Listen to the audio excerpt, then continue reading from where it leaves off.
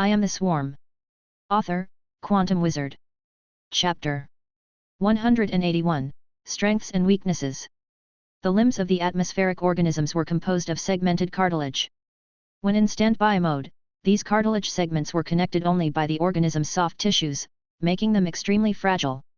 However, once powered, the cartilage generated a special electromagnetic field. These fields mutually attracted each other, forming a unified binding field. At that point, the entire limb was enveloped by this binding field, making it nearly indestructible unless an overwhelmingly powerful force could disrupt the field in an instant. Thus, when the storm gods attacked what they assumed were dormant atmospheric organisms, their unreactive bodies were extremely vulnerable, allowing the storm gods to shred more than a dozen of them in moments. But once the atmospheric organisms activated their binding fields, the limbs transformed into indestructible whips with powerful offensive capabilities, almost impossible to damage. Additionally, the limbs and main body also acted as a unique propulsion system. When the limb's magnetic field was active, it ionized the gases within, creating plasma. The plasma was then funneled into a specialized organ within the main body, where electromagnetic interactions accelerated it axially, producing high specific impulse. The internal magnetic forces propelled the plasma at high speed through an open cavity at the tail of the main body, generating thrust for rapid movement. Because thrust was proportional to the square of the electric current, higher current and power input increased the propulsion efficiency. This allowed atmospheric organisms to regulate their speed by adjusting power output.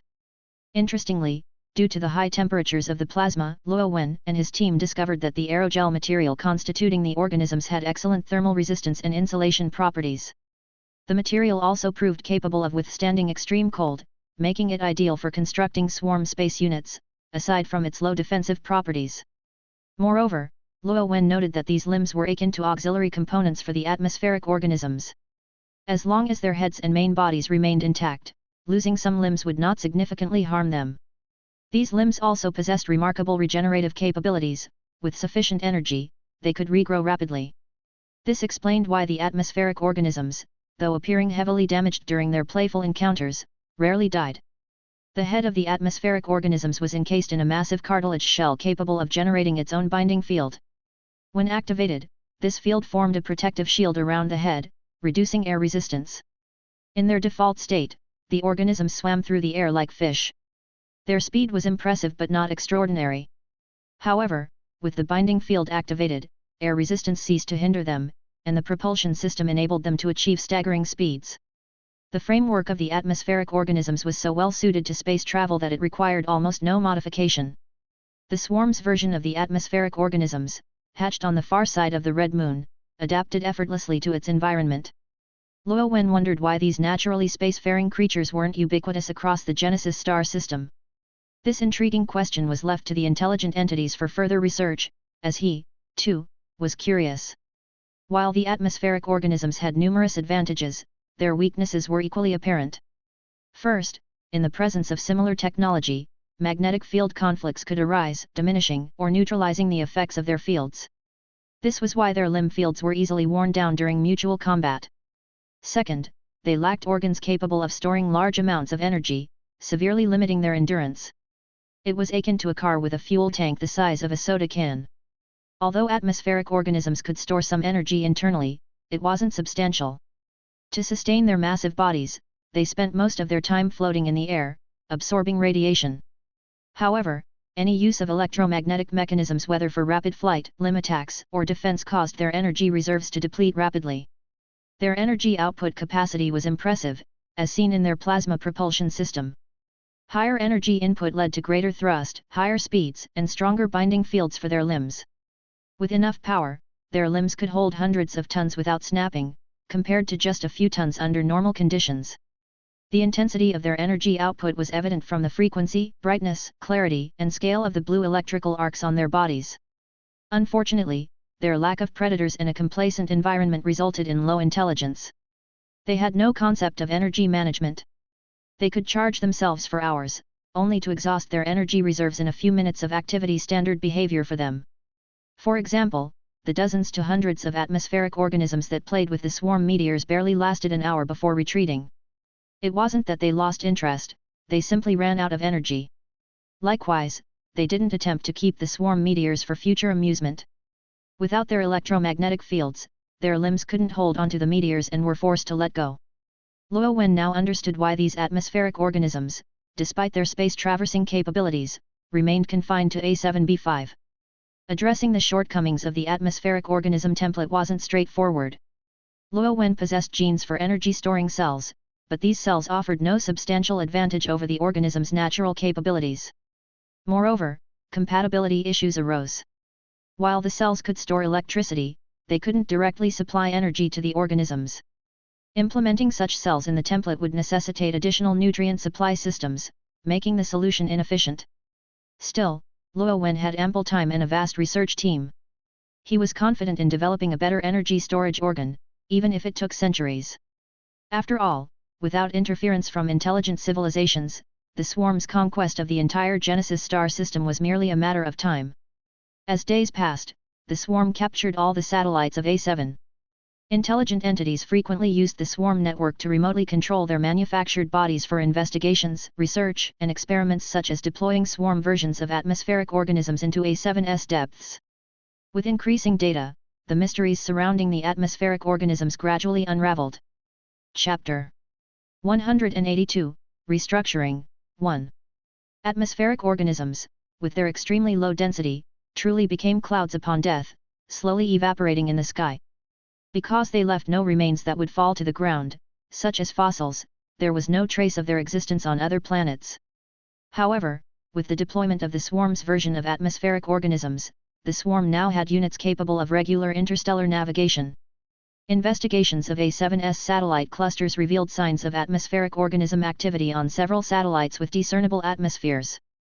Yet, because these planets had incomplete, extremely thin atmospheres unsuitable for atmospheric organisms, their populations were very sparse.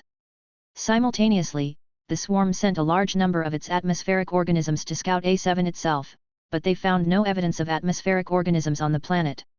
This was because A7's atmosphere was constantly ravaged by high-energy storms, requiring atmospheric organisms to maintain their electromagnetic fields at all times to withstand the storm's destructive forces.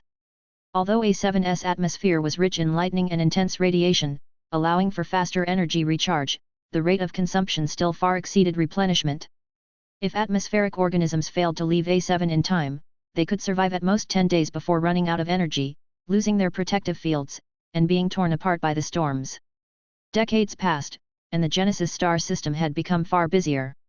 Between the Red Moon and Yellow Moon, small swarm ships frequently shuttled back and forth. Larger ships also traveled between the system's planets and satellites.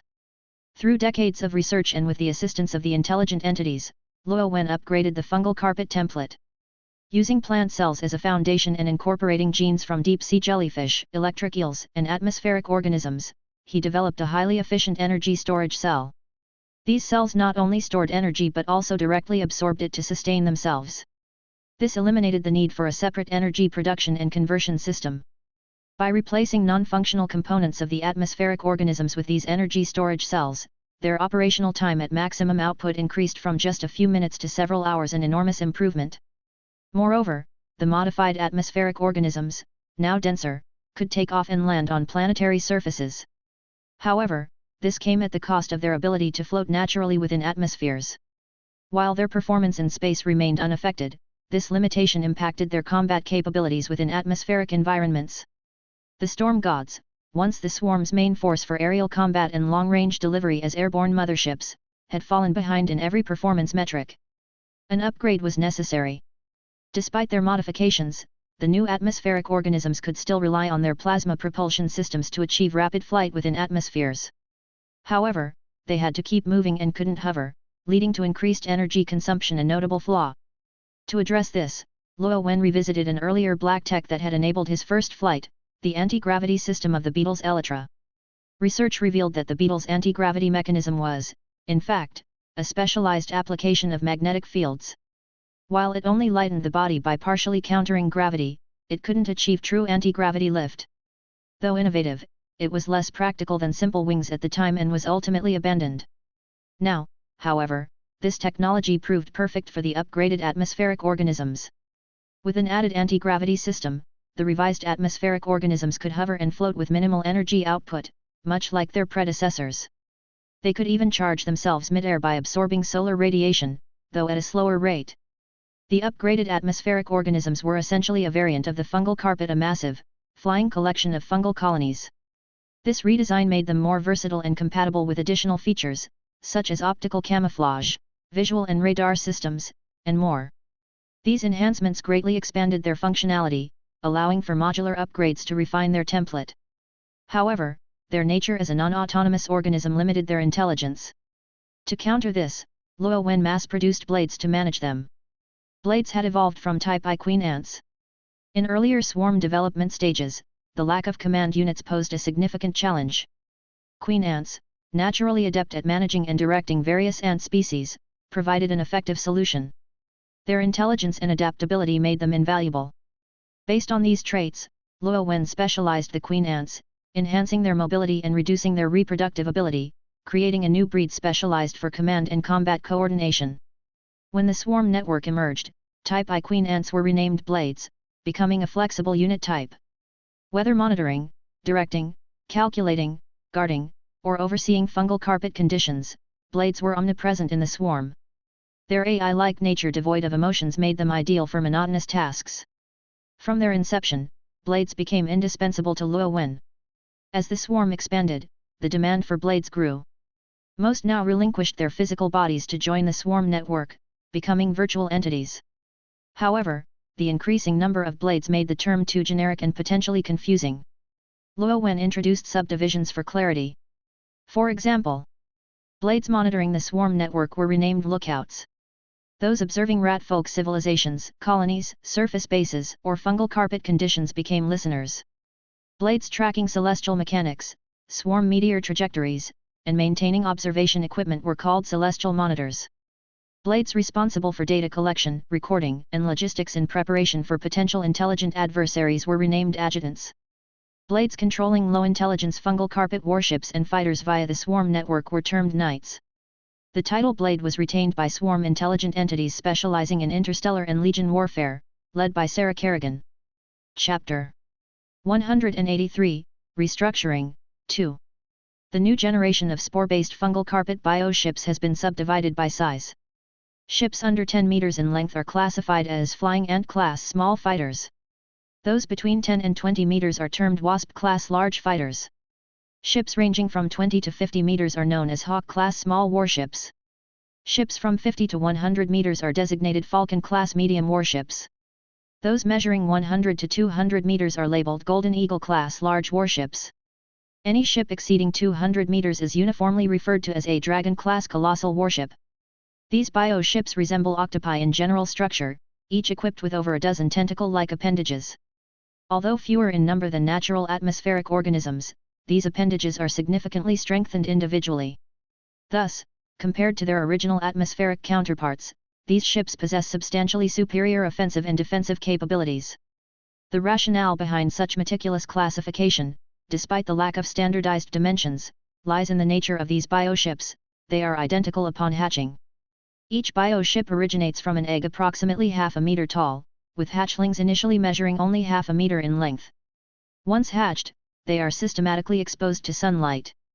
Lacking a digestive system, they derive energy solely through sustained exposure to sunlight, radiation, and lightning. This biological design enables them to grow and develop as they absorb energy. Initially, they function as Flying Ant-class or Wasp-class fighters, but as they mature, they progress through the Hawk-class and Falcon-class stages. If they avoid destruction in combat, they eventually evolve into Dragon-class colossal warships. Their increasing size allows for greater energy storage, enabling the incorporation of additional modules. For instance, based on the power systems of atmospheric organisms, the swarm's intelligent entities devised a series of electromagnetic principles. Luo Wen, leveraging these principles, developed biological electromagnetic cannons. The cannon barrels, crafted using fungal carpet templates, employ the soft cartilage structures of atmospheric organisms. When electrified to create a magnetic field, these structures generate powerful attraction forces, interacting to form a confinement field. Luo Wen first integrated genes from deep-sea metallic snails into this module. These genes enable the extraction of minerals from ore, forming metallic projectiles. These projectiles are magnetized within the field, transforming into ferromagnetic materials. Luo Wen then harnessed the magnetic field's pulling force to propel the projectiles. As the projectile is drawn toward the magnetic field, the generating cartilage structure temporarily deactivates. This cessation eliminates the magnetic pull, preventing the projectile from sticking to the field. Meanwhile, the path ahead of the projectile is lined with numerous magnetic rings. The combined effects of inertia and magnetic pull accelerate the projectile to terrifying speeds, endowing it with immense kinetic energy and destructive power. The greater the number of magnetic rings, the faster the projectile, and the more devastating its impact. Consequently, the cannon's minimum viable size exceeds 10 meters. Given the massive energy demands during activation, electromagnetic cannon modules cannot be installed on fighter-class bioships, either due to size limitations or energy reserves. When Wasp-class fighters evolve into Hawk-class warships, they are supplied with a fungal strain seed at nearby bases. This strain contains all the data required to develop the electromagnetic cannon module. Since both bioships and the cannons originate from fungal carpet templates, their shared lineage facilitates seamless integration. Once integrated, the bioship grows an electromagnetic cannon from its underbelly. Moreover, this cannon matures alongside the bioship, eliminating the need for replacements. Due to the regenerative properties endowed by the fungal carpet templates, bioships are highly resilient. Unless completely destroyed or rendered inactive, they can regenerate lost parts, including electromagnetic cannons, given sufficient energy. Even if an electromagnetic cannon is entirely destroyed, the bioship can regrow it as long as it survives. Fighter-class bioships are swift and capable of penetrating planetary atmospheres for aerial combat. While they can operate in space, the extended engagement ranges of space combat and limited energy reserves necessitate deployment via carrier platforms. These ships rely on speed to approach targets, using their tentacles for melee combat. Primarily tasked with eliminating small aerial units, they also disrupt and ambush larger enemy units or, in some cases, strike ground targets. Warship-class bioships, larger than fighters, possess long-range attack capabilities to support allied forces. They can also engage in melee combat, with their larger tentacles providing enhanced attack strength. In addition to these combat-focused bioships, the swarm operates transport ships classified as Egret class, Swan class, and Albatross class, in small, medium, and large sizes. These are tasked with transporting supplies and ground troops for rapid aerial deployment. Despite the swarm's expansion into space, ground forces remain indispensable. Their relatively low cost and ability to swiftly clear ground-based anti-air units and other targets make them invaluable. These advancements reflect contributions from Luo Wen, as well as ideas synthesized by the Blades and Adjutants. Luo Wen's expansive perspective, unmatched by the native inhabitants of the Genesis planet, played a pivotal role. Having been educated on the various types of civilizations, they conceptualized numerous hypothetical adversaries and derived strategic tactics. Luo Wen supported these developments, seeing the swarm as an extension of his will. He viewed the swarm as more than beasts, deeming meaningless slaughter unnecessary. Having evolved beyond the days of playing in the mud with ants and dinosaurs, Luo Wen recognized the swarm's multiple energy acquisition methods. Of these, hunting for bioenergy is the least efficient.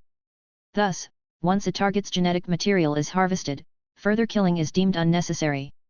However, Luo Wen harbored no illusions that others share his perspective. His past exposure to relentless information overload taught him the brutal reality of the dark forest law in the cosmos. For instance, when confronting less intelligent species like ants, dinosaurs, atmospheric organisms, or even moderately intelligent but technologically inferior civilizations like the rat folk, he may refrain from slaughter but ensured he had absolute control to prevent potential threats. He will corral, manage, and dominate them to neutralize risk. Conversely, when facing forces comparable to or stronger than the swarm, only two options remain: war or flight. For equally matched opponents, ideological divergence demands the annihilation or suppression of the other, reducing their strength to a subordinate level for eventual control. As for superior forces, the swarm's subjugation of the ratfolk offers a stark reminder Luo Wen has no intention of becoming someone else's ratfolk civilization. Chapter 184, Megastructure Concept. To this day, Luo Wen still couldn't give the swarm a precise definition. He wasn't sure if the swarm was a civilization, a species, or even an individual entity.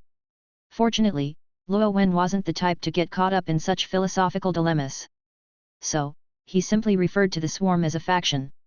The swarm was, in essence, an extremely exclusive faction. The swarm's primary method of resource acquisition relied on the fungal carpet. The carpet's extensive coverage and its mild toxicity made it nearly impossible for other organisms to coexist on it. Unless, of course, they adopted the approach of the rat folk civilization, where Luo Wen had designated specific zones off-limits to the carpet. However, the rat folk civilization had been cultivated by Luo Wen himself. Other civilizations were unlikely to choose to coexist with such a faction. In fact, the swarm's survival methods might make it a target for enmity, potentially leading to a unified attack against it. With this in mind, Luo Wen once again found amusement in strategizing against the universe's odds. It was clear the swarm needed to grow even stronger.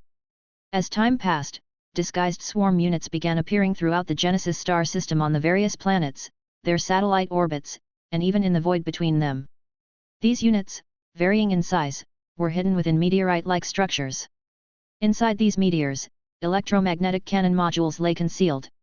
Equipped with energy absorption and storage components, these modules could operate independently. They were scattered across the star system, forming a rudimentary defense network. Though still weak and largely ineffective at present, it would have been wasteful not to harness the ambient radiation emitted by celestial bodies. Moreover, the electromagnetic cannon's capacity to grow over time would ensure that this defense system became increasingly formidable. Surrounding planet A7, in addition to its original 36 satellites, were now countless floating units. These orbited in its gravitational pull, forming a dense band of activity around the planet. Planet A7 was a powerful radiation source, a perfect charging station for the swarm's bioships. Consequently, the bases on its 36 satellites had become the swarm's main ship production facilities. Once swarm eggs hatched, the bioships, roughly half a meter long at first, absorbed sunlight and planet A7's radiation on the planetary surface to grow. Once they reached a certain size, they would ascend to planet A7's orbit for closer exposure to radiation. Since the swarm had no active conflicts, there were no losses to their bioships. This led to an ever-increasing number of these ships accumulating in planet A7's orbit. Moreover, as time went on, these bioships grew larger and larger. In another century or so, these bioships might completely enclose planet A7, effectively becoming a planetary-scale Dyson sphere. Among the countless smaller units in planet A7's orbit, one stood out as a veritable giant, a creation of the swarm unlike any other. This was an ultramassive electromagnetic launch platform, which constantly fused with primal fungal strains to develop more growth points. Additionally, every bioship exceeding 200 meters in length supplied it with collected energy to accelerate its growth. Currently, the platform stretched over 100 kilometers long. Once fully constructed, it was projected to reach over 5,000 kilometers in length, 300 kilometers in height, and 500 kilometers in width. Without this behemoth, the number of bioships in planet A7's orbit would have been several times higher. The platform's name hinted at its purpose. Once fully developed, it would be capable of accelerating projectiles to over 1/10 the speed of light, with commendable accuracy, at least accurate enough to not deviate disastrously.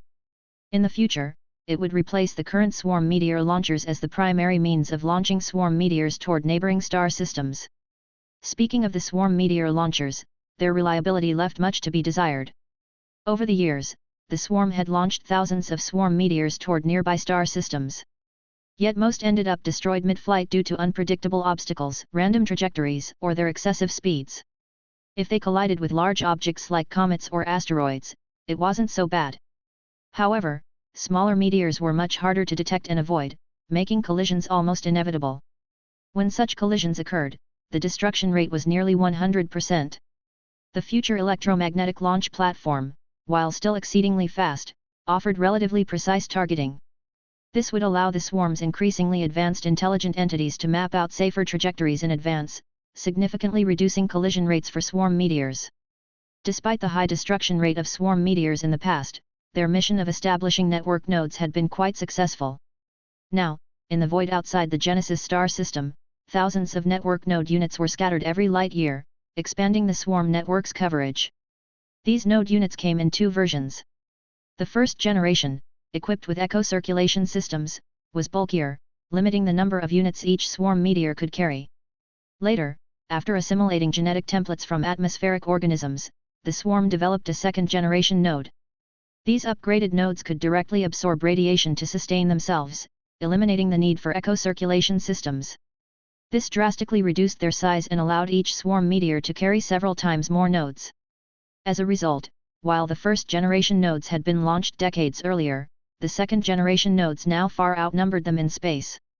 Of course, the electromagnetic launch platform wasn't limited to launching meteors, it could also serve as a powerful weapon. Its projectiles packed devastating power, capable of obliterating satellites the size of Yellow Moon or Red Moon with a single shot. This was, however, merely Luo Wen's estimation. He hadn't actually tested it. Despite its immense firepower, the superweapon platform faced limitations. It was practically useless unless an enemy attacked the Genesis star system directly. Even if an enemy were just outside the star system, the platform's projectile speed meant it would take at least an hour to hit its target. Any moderately advanced opponent could easily evade it. Thus, the platform's utility was confined to engagements near planet A8 or A9. Fortunately, this megastructure was also a superorganism, giving it exceptional adaptability. As swarm technology advanced, it might one day be equipped with propulsion systems for rapid movement, granting it true combat potential. For now, however, adding propulsion modules wouldn't suffice. Moving such a colossal structure would require immense energy. Without Planet A7's radiation acting as a giant charging station, the platform wouldn't travel far before exhausting its energy, let alone firing its projectiles, which consumed vast amounts of power. Chapter 185, A Megastructure. Time flew by, and in the blink of an eye, several decades had passed. Good day, everyone. Welcome to the live broadcast of our daily science segment. Today, we have the renowned astrophysicist, Professor Staffen, here to address some of the public's pressing questions. Good day, Professor Staffen. Good day to you, host. Recently, we've received numerous letters from viewers intrigued by the shadow clusters around planet A7. Many speculate that they might be artificial structures created by aliens. What are your thoughts on this matter? Haha, this is a classic question. People have asked about this many times in the past. In truth, it's a simple matter to explain. Those objects are natural formations that have existed there for ages. As you know, planet A7 is a gas giant with an immense volume and equally immense gravity. Its gravitational pull captures numerous passing meteors, trapping them in its orbit over time. This accumulation forms what we call the meteor belt, what you've referred to as the shadow clusters. Professor Staffen, an elderly male ratfolk with white and brown fur, a sign of his partial Kerrigan royal lineage, wore a tailored suit and black-framed glasses. His speech, combined with his refined appearance, exuded an air of credibility that naturally engendered trust in his words. Then why have we only recently discovered this meteor belt? The host, a young female ratfolk dressed in a floral dress, pressed further. Her tail, adorned with a decorative bow, peeked out from the folds of her skirt. Clearly unsatisfied with Staffen's explanation, she continued probing. Well, we've known about it for quite some time. However, it was previously only of interest to specialists in certain circles. The claim that it was recently discovered arises from the broader public now having access to advanced observational tools. Many consumer-grade telescopes today are capable of spotting the meteor belt, Staffen explained, pausing briefly before adding. So, the meteor belt wasn't recently discovered, it's just that the general public has only recently started paying attention to it. The host nodded thoughtfully, though her refined features still betrayed a hint of skepticism. She pressed on, so, do they have any impact on us? Staffen discreetly smirked to himself, thinking, such an ignorant pretty face will never understand the greatness of the Overlord, nor the true nature of the world. Although he'd been spouting nonsense with an air of authority, anyone with basic logic could follow his reasoning and avoid asking such questions. Still, to protect his cover for the Overlord, Staffen maintained his persona. After a moment of contemplation, he replied, the meteor belt has always been there. The fact that we've observed it now doesn't change anything. So, compared to when we hadn't noticed it, what difference does it make? He continued, however, without Planet A7, they might indeed pose a threat to us. Many of those meteors were initially on a trajectory toward our planet but were captured and held in orbit by Planet A7's gravity. In this way, Planet A7 serves as our protector. Without it, the likelihood of meteor strikes on our world would increase several-fold. As Staffen elaborated, the conversation veered further from its original course. Finally, as the program drew to a close, Staffen left his audience with an enigmatic remark, our ratfolk have already reached the moon. From Genesis planet, one can occasionally catch glimpses of our spacecraft through telescopes. And on the Moon, with its unobstructed view unimpeded by an atmosphere, observations are even clearer. For those interested in such matters, I encourage you to pursue related studies. Who knows? Someday you might join us and uncover the true nature of the world. With that, the broadcast concluded. Neither the host nor the bewildered viewers realized that the we Staffan spoke of was not the we they understood. Only when they experienced it firsthand would they come to comprehend the true meaning of we. Such incidents were but the tip of the iceberg in rat folk society. The swarm had assimilated the brightest minds from the rat folk, while the rest were relegated to a controlled existence, unwittingly reduced to mere breeding machines. Their offspring underwent the same selection process, generation after generation, in an endless, repeating cycle. The originally planned ultramassive electromagnetic launch platform halted its growth upon reaching 500 kilometers in length, following Luo Wen's orders. This wasn't due to concern that ordinary rat folk might uncover anything unusual. If that were the case, it could easily be addressed by the countless rat folk experts fabricating plausible explanations. The real reason for halting its growth was its increasing gravitational influence.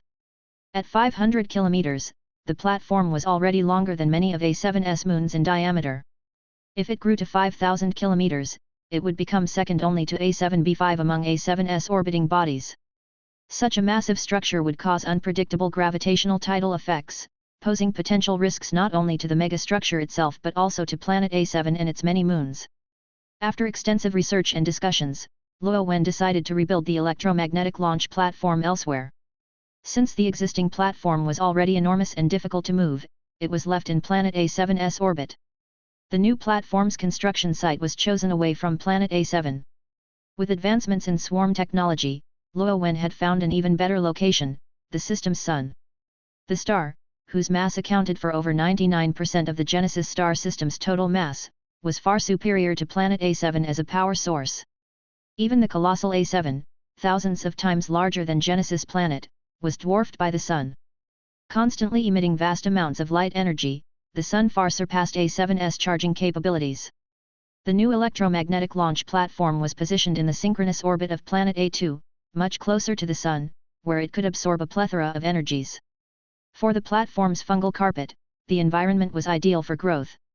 With support from swarm bases on A2, A4, and the Moon's red moon and yellow moon, the primal fungal strains were continuously deployed to designated locations, where they absorbed energy and began to grow. After years of development, the new platform had already reached over 3,000 kilometers in length, far surpassing its predecessor.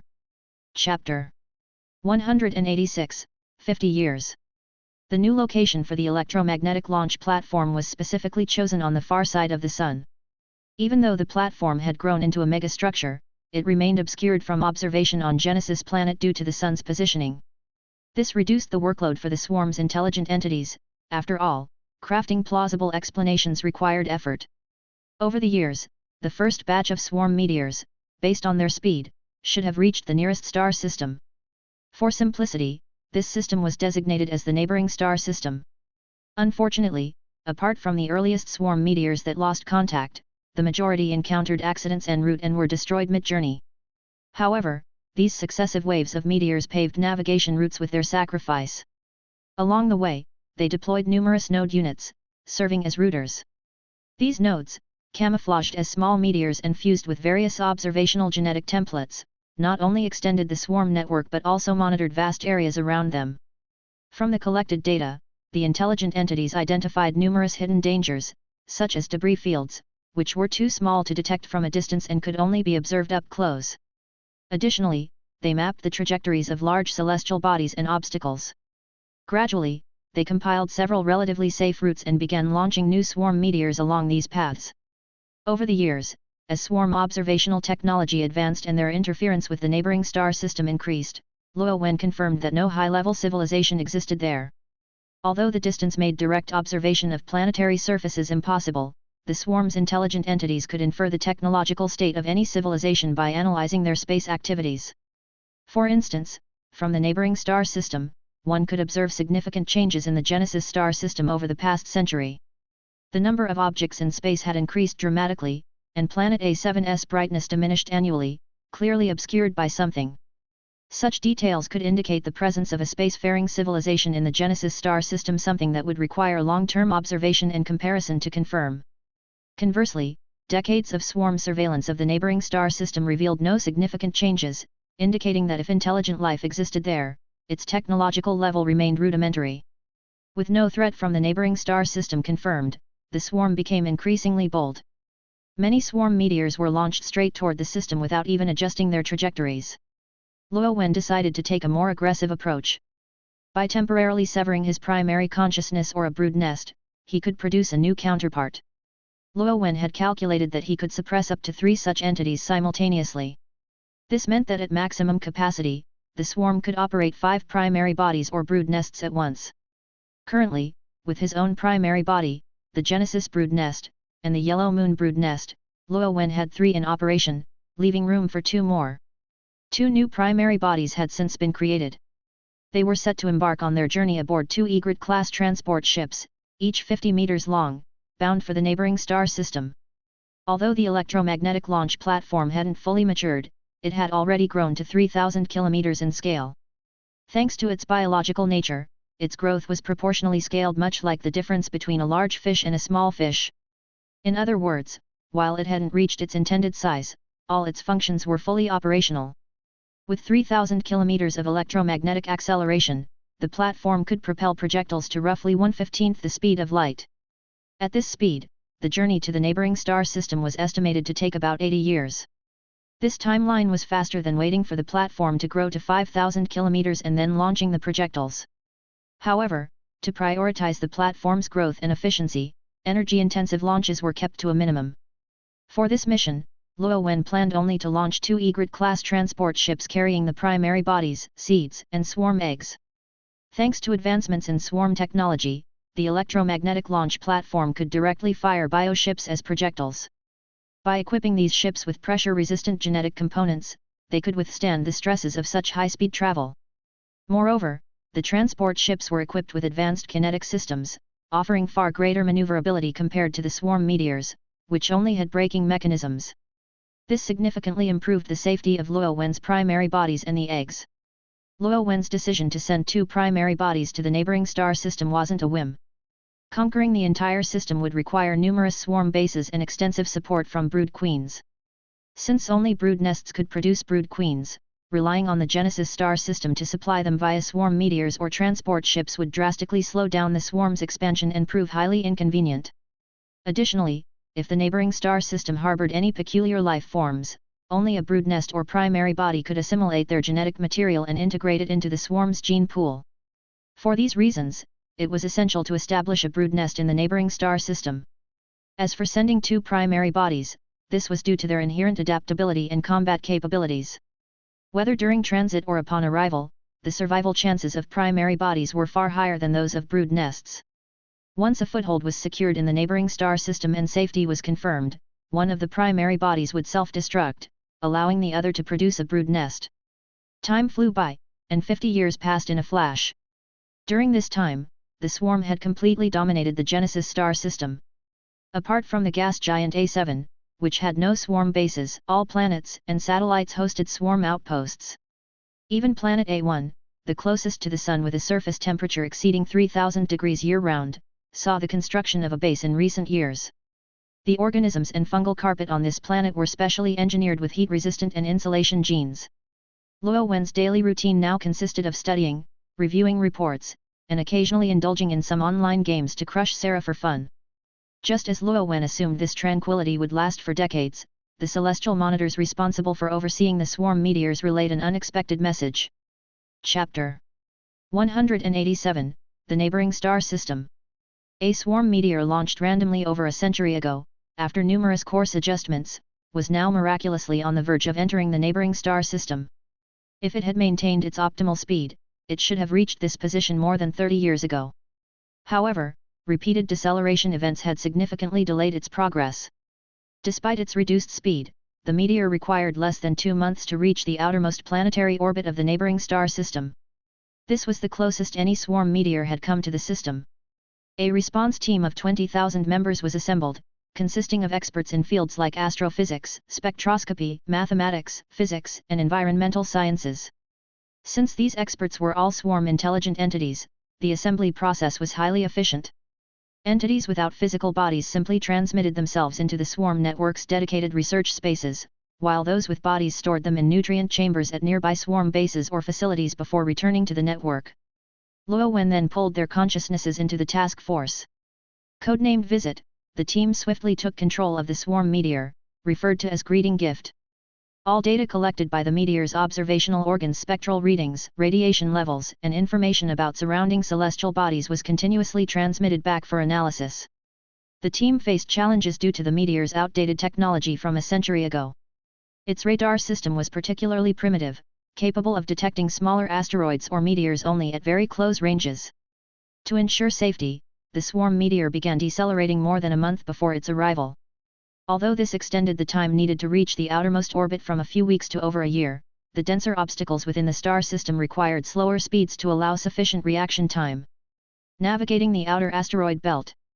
Months later, the swarm meteor cautiously approached the outer asteroid belt of the neighboring star system.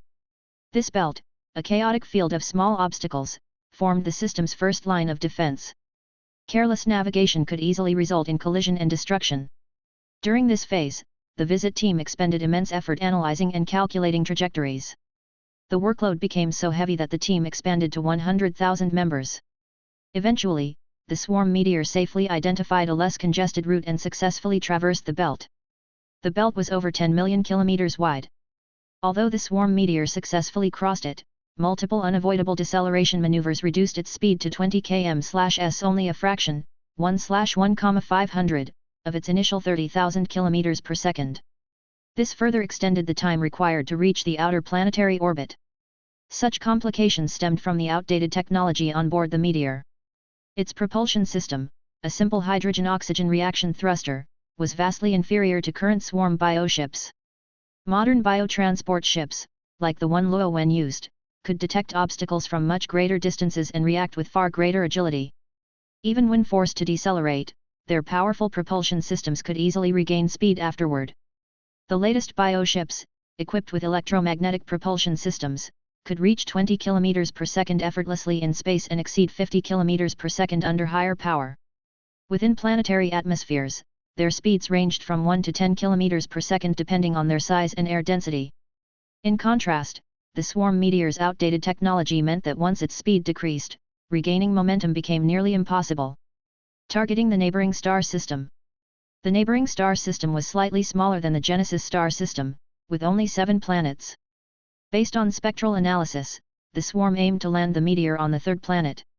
This planet, slightly larger than Genesis planet at 1.2 times its volume, had an atmosphere and temperatures ranging from -30 degrees Celsius to 50 degrees Celsius. Spectral data indicated the presence of abundant liquid water on its surface. These characteristics strongly suggested that the planet, named neighboring A3 or Great Genesis, might harbor life.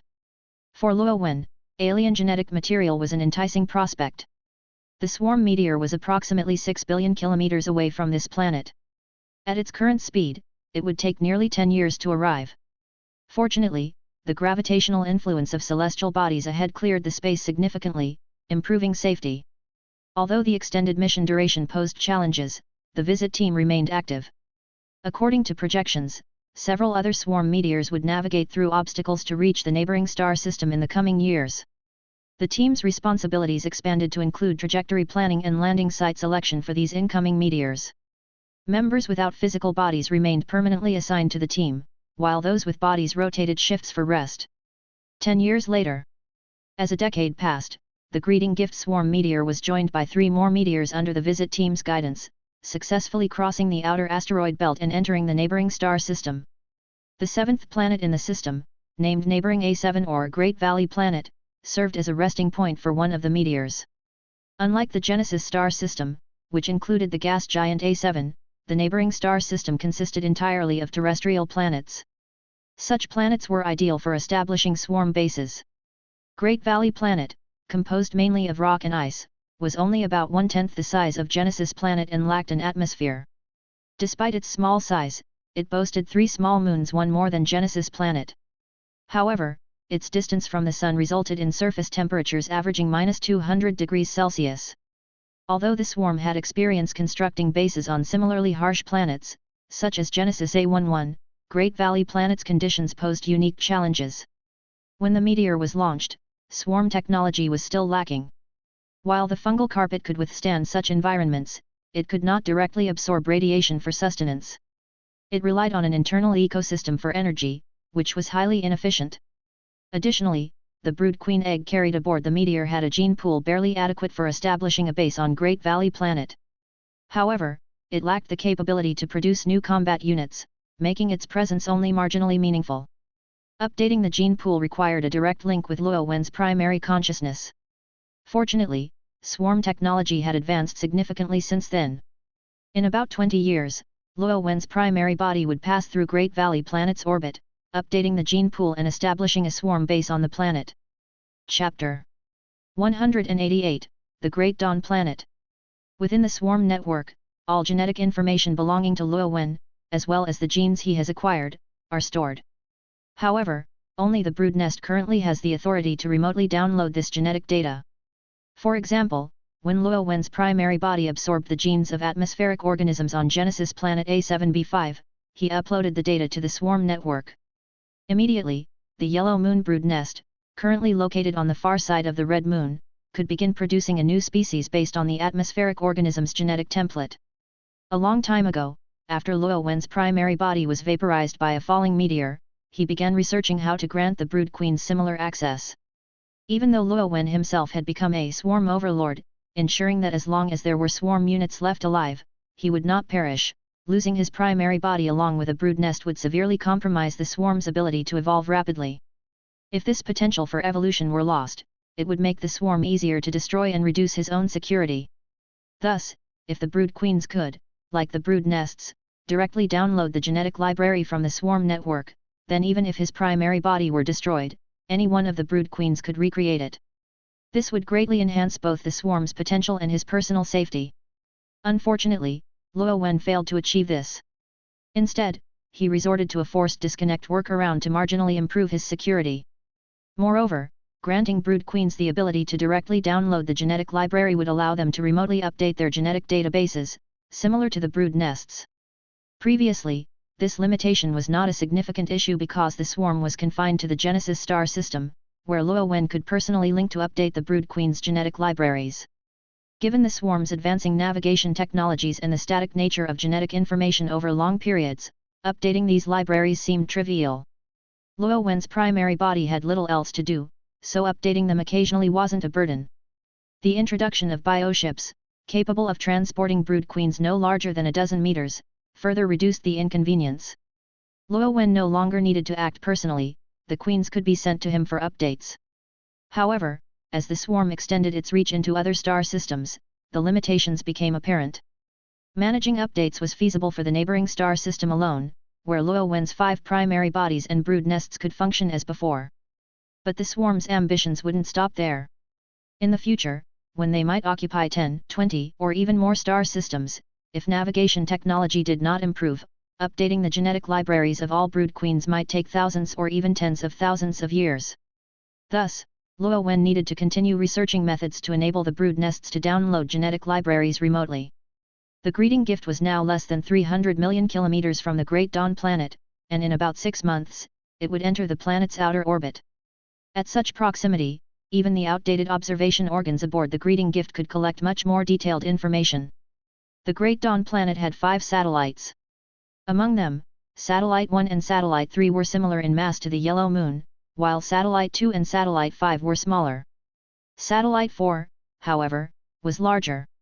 None of these satellites showed evidence of atmospheres or biological activity. On the Great Dawn Planet itself, obscured by its atmosphere, 5 continents were visible, with the rest of the surface covered by oceans. It rotated once every 48 hours and orbited its star once every 500+ days. The visit team had already used this information to plan the greeting gift's trajectory. In 162 days, it would reach the front orbital path of the Great Dawn Planet, avoiding its 5 satellites and initiating contact with the planet. Time flew by, and soon, 162 days had passed. The greeting gift was about to enter the planet's atmosphere. Following it were 2 swarm meteors, stationed in the neighboring star system and ready to act. If the greeting gift landed successfully and encountered no resistance, the two swarm meteors would find nearby landing sites or remain in orbit, awaiting Luo Wen's arrival. Conversely, if resistance arose, the swarm meteors would alter their course to provide support. The swarm now possessed extensive experience in rapid planetary descent, particularly on planets with atmospheres. With the combined assistance of atmospheric drag and the swarm meteors' deceleration systems, along with their moderate initial velocity, the meteors quickly reduced speed. The chosen landing site was the second largest continent of the Great Dawn planet, closer to the meteor's trajectory, minimizing the need for course adjustments. The older models of swarm meteors had less effective propulsion systems, so a nearby and stable landing was preferable. The visit team, composed of over 10,000 intelligent entities, was on high alert within the swarm network. Every observation device hidden in the spore capsules was monitored by dedicated personnel, who didn't dare relax. The airspace and surrounding areas near the landing site were under constant surveillance. Fortunately, unlike the events on Genesis A7B5, no attacks from the sky occurred this time. Although some distant moving black dots resembling birds were spotted in the sky, they did not approach the landing zone. This indicated that the Great Dawn planet's environment had indeed fostered life, a welcome discovery for Luo Wen and the swarm. Despite the swarm's ability to develop biological technology independently, borrowing from existing templates was always advantageous. Alien life forms from other star systems represented valuable acquisitions. After all, one of the swarm's expansion goals was to find such treasures. The bird-like creatures, perhaps due to their distance, made no attempts to approach the descending swarm meteor. Luo Wen speculated that even if they wanted to, they were too far away to do so. Having dominated an entire star system and begun interstellar expansion, the swarm now reached a medium-level civilization status. As the swarm overlord, Luo Wen's concerns spanned star systems, celestial bodies, and interstellar navigation, with speeds measured in millions of kilometers per hour, tens of kilometers per second, or fractions of the speed of light. Confronted with the sight of primitive organisms within a planet's atmosphere, moving sluggishly compared to the storm god of yore, Luo Wen felt a momentary disconnect. He looked at the weak and leisurely flying creatures with disappointment. If this was the extent of life on the Great Dawn planet, it would hardly bring him any surprises. Chapter 189, Command Authority. Although those flying creatures were visible as small dots even from a great distance, suggesting their large size, Luo Wen estimated they were, at most, only slightly stronger than creatures from the dinosaur era. Such a level no longer piqued Luo Wen's interest. In Luo Wen's view, the battles during the dinosaur era were among the easiest and most leisurely he had ever experienced. Although the creatures of that era possessed formidable individual combat power, their capacity for group coordination was abysmal. Individual entities were easily countered, and even group-oriented species rarely reached populations of tens of thousands. The difficulty of fighting them paled in comparison to the epic battles of the prehistoric era of insect dominance, where hundreds of millions, billions, or even tens of billions of creatures clashed. By comparison, battles during the dinosaur era were trivial. Thus, after overcoming its initial vulnerability, the swarm quickly conquered Genesis planet during that era. Luo Wen chose not to act as the overall commander for this mission, instead allowing the intelligent entities of the swarm to take the reins. As one of Luo Wen's rare command-oriented talents and a figure of immense prestige among the intelligent entities, Sarah Kerrigan, the first empress of the Ratfolk, naturally stepped into the role of commander. Luo Wen was more than happy to see this. After all, as the saying goes, a general's success is built on countless sacrifices. The swarm had plenty of resources to groom legendary generals, and it was time for Sarah, who had only practiced simulated command, to gain real-world experience. Sarah was granted temporary high-level intelligence permissions by Luo Wen. Without this authorization, even with her high prestige, she wouldn't have the authority to command others of equal status without his explicit orders. Her first move upon receiving authority was to form a staff group, enlisting Morgan, Tella, and others. The Great Dawn planet, being closer to its parent star than Genesis planet, had a higher surface temperature, averaging around 50 degrees Celsius. While this posed no issue for swarm units, few species from Genesis planet would survive such conditions. The extreme heat, however, fostered unique life forms. As the swarm meteor approached the surface, the scenery below became clearer.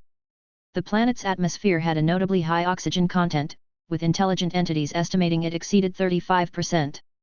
This elevated oxygen concentration allowed life forms to grow to considerable sizes. The swarm meteor landed in a red forest. The forest's towering trees, often over 100 meters tall, featured dark red trunks and vibrant red, crystal-like leaves that glistened with moisture, creating an almost magical ambience. Analyzing the planetary temperature and environment, the intelligent entities deduced in minutes that the tree leaves were likely coated with a thin film that helped retain moisture in the extreme heat. This coating minimized water evaporation, leaving the leaves looking exceptionally glossy. Combined with their natural red hue, this gave the forest its striking appearance. A cacophony of cracking sounds echoed as the swarm meteor crashed through the red branches and trunks, finally striking the black, muddy ground with a thunderous boom.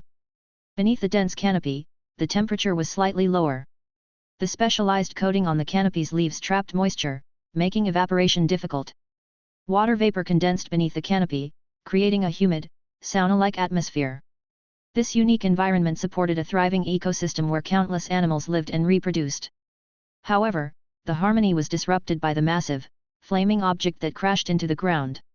The shockwave from its landing flung soil and debris in all directions, frightening the local fauna into a panicked retreat. "Sarah, the seeds have landed. Please activate them," said a voice. Luo Wen had withdrawn into the background, observing from the shadows.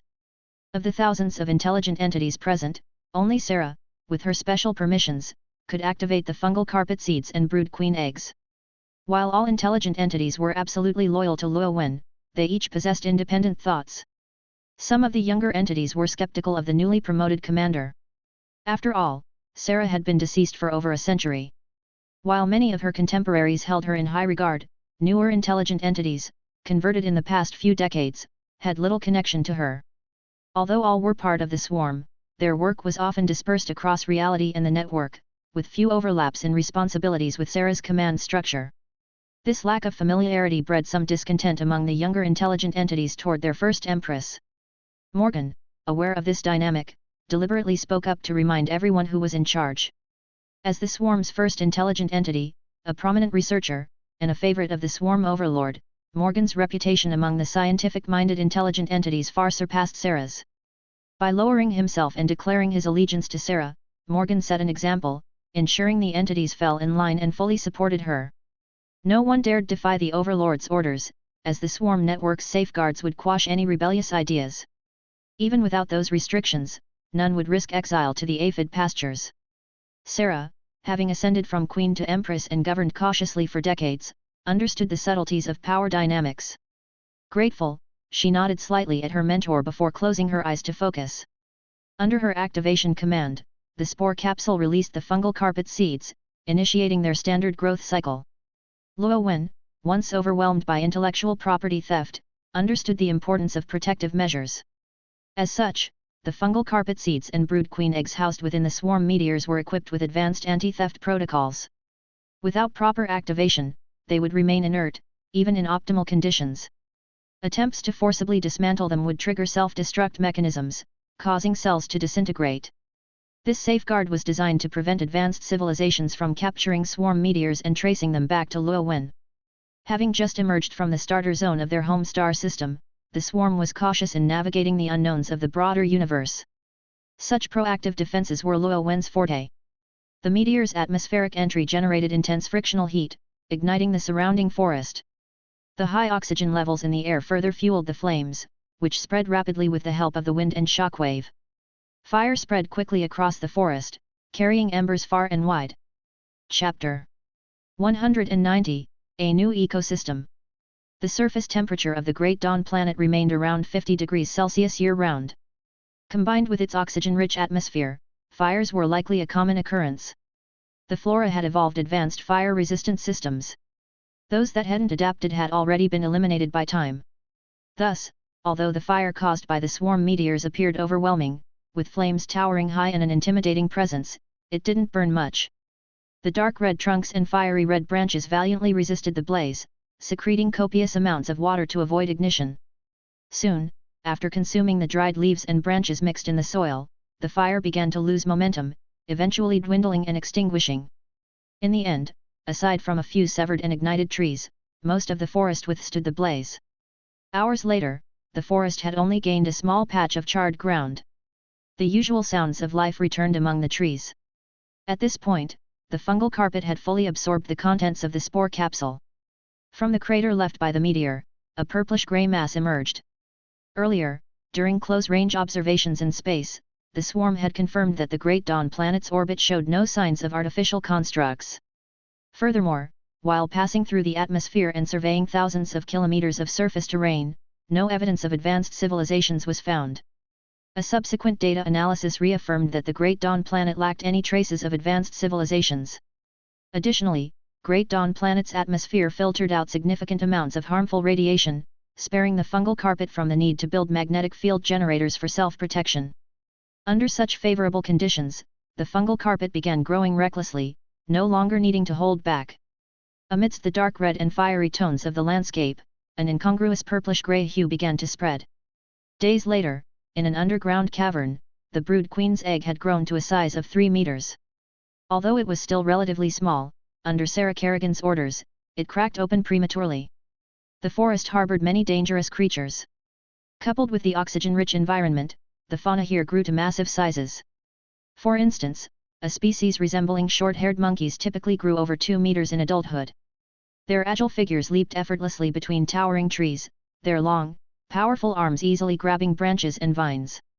Their fiery red fur allowed them to blend seamlessly into the similarly colored forest.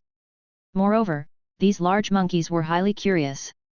While most creatures had fled in terror following the swarm meteor's impact, too frightened to return, these monkeys, driven by curiosity, came in groups only 2 days later, emitting strange calls as they approached the fungal carpet. They were intensely curious about the purplish-gray fungal carpet in the crater. The monkeys tested it with various methods, throwing sticks and stones. Finding no immediate danger, they eventually began tearing at and biting into the carpet. Though tender and nutrient-rich, the fungal carpet contained toxins, albeit only mildly poisonous.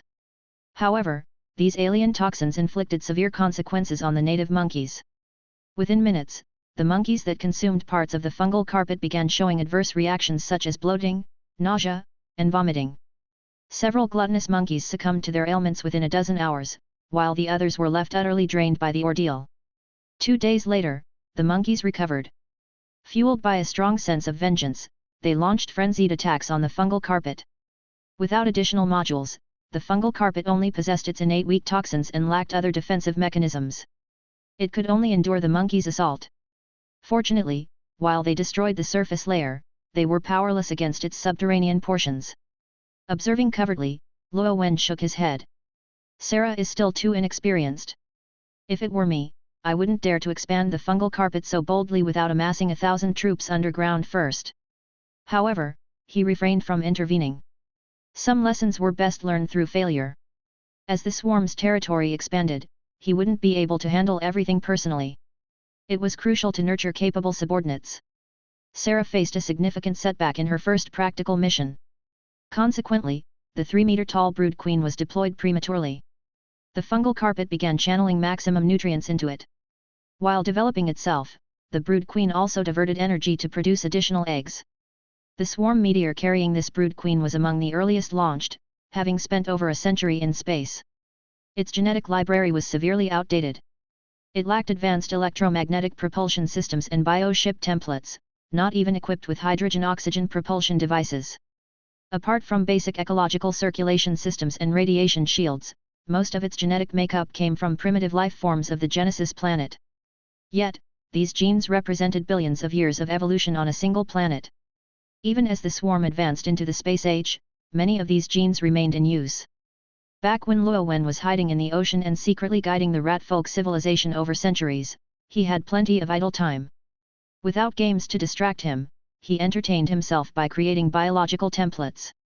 Sadly, these templates never saw the light of day, as the swarm quickly advanced beyond their scope, rendering them obsolete. Perhaps fate had other plans. An unknown higher dimensional force gave these templates a second chance to shine. While insignificant in the vastness of space, they seemed more than sufficient to handle the primitive creatures on the Great Dawn planet. Although Luo Wen had boasted during games with Sarah about the superiority of his creations, her actual experience proved frustrating. The selection of templates was too limited. It wasn't that Luo Wen hadn't created enough, but that his designs were tailored for the Genesis planet. These creatures excelled in that environment but were ill-suited for Great Dawn planet's challenges. With surface temperatures averaging 50 degrees Celsius, the conditions didn't bother the current swarm. But for Luo Wen back then, such an environment was extreme. Although he had considered scenarios requiring templates for high and low temperatures and had created some for these conditions, their proportion was minimal. After thorough analysis, Sarah and her advisors determined that the available templates could manage the current situation. Luo Wen's designs often featured integrated unit systems, ensuring that even with limited numbers, each unit type complemented the others. Learning from her rashness, Sarah decided to proceed cautiously. Days later, flying insects emerged from underground caves, dispersing in all directions.